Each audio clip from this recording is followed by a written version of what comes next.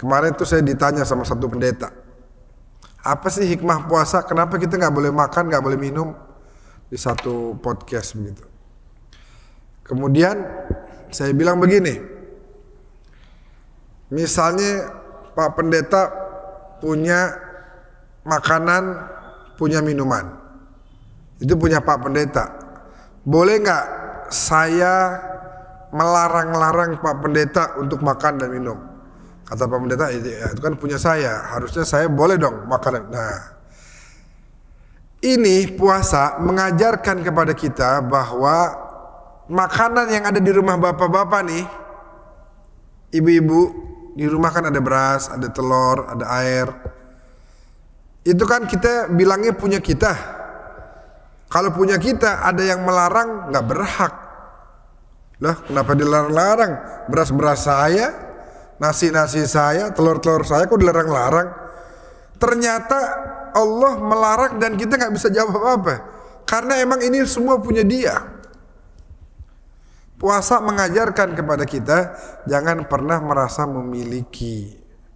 Buktinya apa yang rasanya kita miliki, beras, air minum, kata Allah nggak boleh dimakan.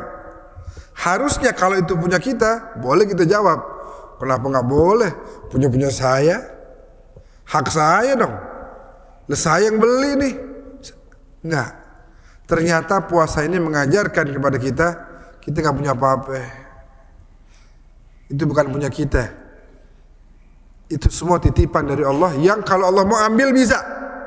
Kalau mau diambil tuh bisa. Gampang aja, rumah punya kita. Enggak, kalau tinggal kena gempa sedikit juga habis tuh. Selesai.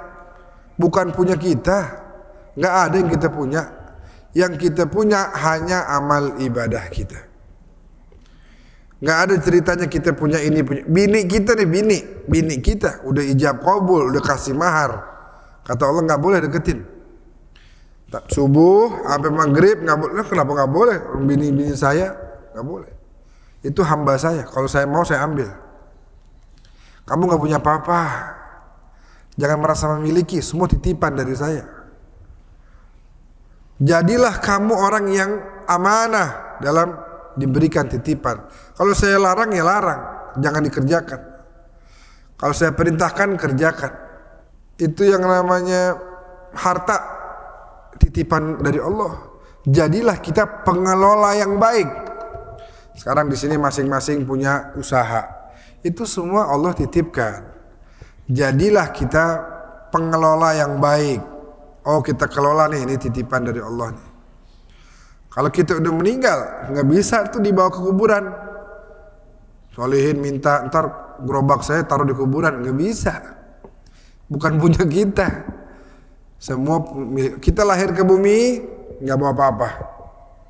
Terus Allah titipin dah, nih baju, ini pakaian nih, ini harta, ini jabatan, ini rumah, ini usaha. Meninggal, tinggalin lagi tuh semua. Bawa sehelai kain kafan. Itu doang.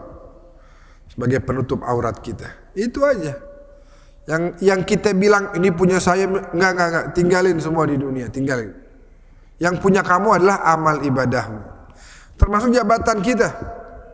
Tu'til mulka man tasya wa tanzi'ul mulka mimman tasya wa tu'izzu man tasya wa tudhillu man tasya biyadikal khair. Allah kalau mau kasih kekuasaan, jabatan dikasih. Mau diambil, diambil. Mau memuliakan, dimuliakan. Mau dihinakan, dihinakan. Di tangannya lah segala kebaikan. Jadi kita ini harus mendekati Sang Razzaq Tabaraka wa Ta'ala, pemberi rezeki.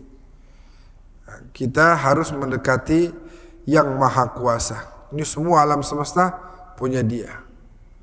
Dari puasa kita belajar itu. Kita nggak punya apa-apa. Semua ini titipan dan milik Dia, milik Allah Tabaraka wa Ta'ala. Buktinya Dia berhak melarang kita. Gak boleh makan. Baik, siap. Kenapa kita begitu? Kenapa kita nurut? Karena emang punya Dia. Kalau punya kita, kita berhak menuntut. Berhak kita menuntut. Nah, jadi hikmahnya di antaranya puasa ini, apa yang seakan-akan milik kita sebenarnya nggak ada yang kita miliki kecuali amal ibadah kita.